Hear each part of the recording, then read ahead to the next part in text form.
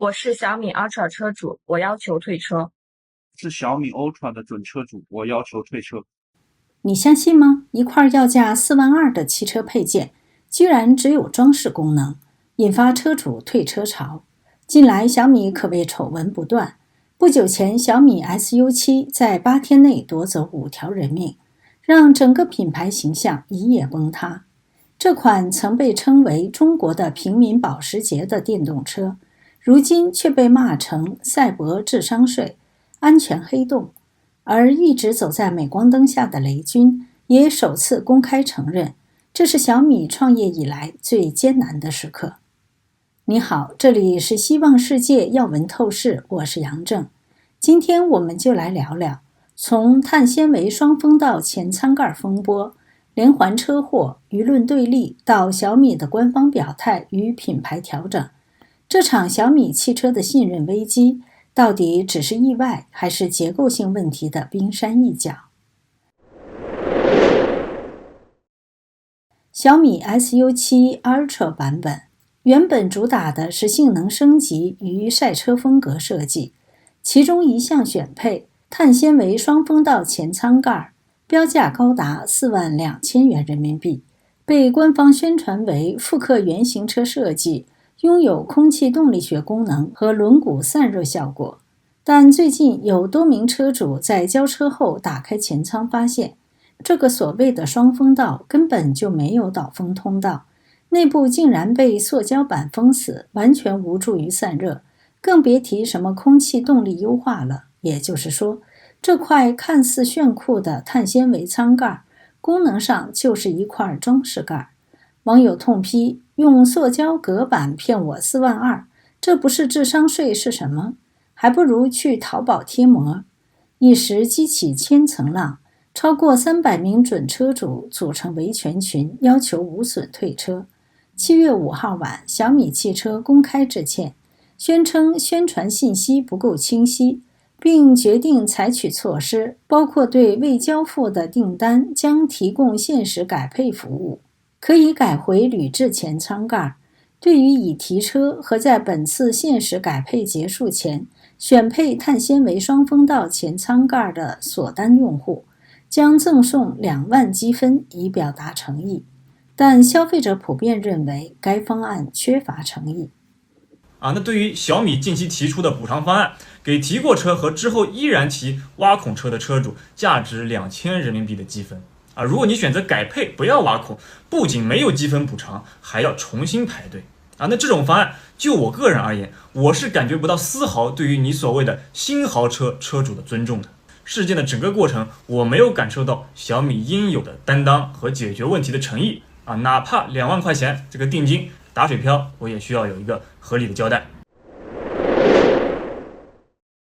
然而，比起风道盖这种功能争议，更震撼的是，小米 SU7 近期在短短8天时间里发生2起交通事故，造成5人丧生。4月5号凌晨，一辆小米 SU7 标准版在湛江市徐闻县曲界镇376号省道上，在驾驶员手动驾驶状态行驶过程中，与一辆电动2轮车发生碰撞。小米官方回应称，据初步了解，相关火情是碰撞后电动2轮车锂电池严重挤压和变形起火，再引燃事故车辆。据徐闻县公安局发布的警情通报，2轮电动车2名乘驾人员当场丧生，而涉案车辆起火燃烧，涉案车辆司机逃离现场，其后投案。3月29号晚间，一辆小米 SU7 在安徽铜陵的高速路段撞上隔离带的水泥桩，其后发生燃烧，车上3名女大学生全部丧生。当事人家属王女士指责，小米从来没有联系过我，也没有给我来过一个慰问电话，他们也仅仅是把车子拉到北京去做鉴定了。为什么车辆在撞到护栏后会自燃？为什么车门会锁？小米创始人雷军4月1号在微博上发文回应，内容包括：31日配合警方调取并提交了我们掌握的车辆数据，由于事故还在调查，我们一直没有接触到事故车，很多问题此刻还没有办法回答。此后再未公布事故调查进展。值得注意的是，在这些悲剧事件后，网络上竟出现大批所谓粉丝为雷军与小米洗白，称雷总有担当，但是老实人不能被欺负，无需道歉，难道刀砍人了要找卖菜刀的吗？雷总也发声了，没记错的话，这应该是为数不多针对事故发生的车企高管吧。其实，在调查报告没出来之前，这事故本身跟小米也没有直接关系，就是车辆是小米 SU7。还有的人甚至骂起遇难者与家属，说什么讲道理，发生车祸哪有先找车企的啊？应该让交警定责，再找保险吧。车企为啥要给你打电话慰问啊？如果车质量有问题，也应该是警察问责小米吧。2016年，特斯拉电动车在中国境内发生第一起严重事故时，舆论风向则迥然不同。当时舆论一致声讨特斯拉的智能驾驶系统。对于这种现象，中文互联网意见领袖六神磊磊在微博上说，小米 SU7 那个事故结论未明，先不讲吧。发现人们自动带入的不是当事人和家属，而是雷军。都在热烈讨论雷军该不该发声，雷军应如何公关，雷军是加分还是减分，都被训诫成自动千亿富豪的站位了。还有许多说小米一劫的专业人士，这首先是小米一劫，还是遇难者家庭一劫啊？仿佛最先要被安慰的是雷军。专家指出，这种无脑护主的舆论风气其实反映了当前中国互联网对民族品牌过度包装下理性与人性的缺失。去年底，雷军出席了中共党魁习近平召开的民企座谈会并发言。今年3月的两会上，又再次因为提案出圈，一时成为超过马云的人气企业家。雷军一向是小米品牌最强的代言人，无论是手机发布会还是跨界汽车，都是他亲自站台，亲自喊口号。我们要做最酷的电动车， SU7 是我圆梦之车。但封道门连环车祸发生后，雷军突然沉默了，社交媒体一度40天没有更新，直到最近他终于发了一条低调的贴文，承认过去1个多月是我创办小米以来最艰难的一段时间。有分析指出，过去10年，他凭借劳模形象与米粉文化建构了极强的使用者粘性，但当事故发生时，这种个人 IP 与品牌的深度连结则放大了舆论压力。舆论压力下，小米悄悄做了一件事，把原本宣传中的智驾系统改称辅助驾驶。据小米汽车 App 显示，小米电动汽车 SU7 标准版搭载的小米智驾 Pro 更名为小米辅助驾驶 Pro。同时，小米 SU7 Pro、SU7 Max、SU7 Ultra 搭载的小米智驾 Max 也都更名为小米端到端辅助驾驶。这个词看似只是表达不同，但对法律责任来说天差地别。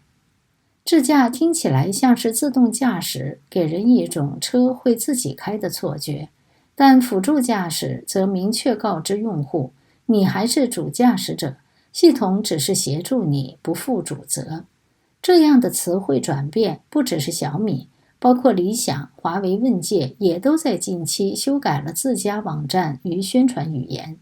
中国大陆车企高管近期对外谈论智驾时，已从年初高调宣传转向低调，并透露现在不能说智驾，要改为辅助驾驶或智能辅助驾驶。多家车企高管公开谈论智能辅助驾驶时表示，任何车辆都需要有安全冗余。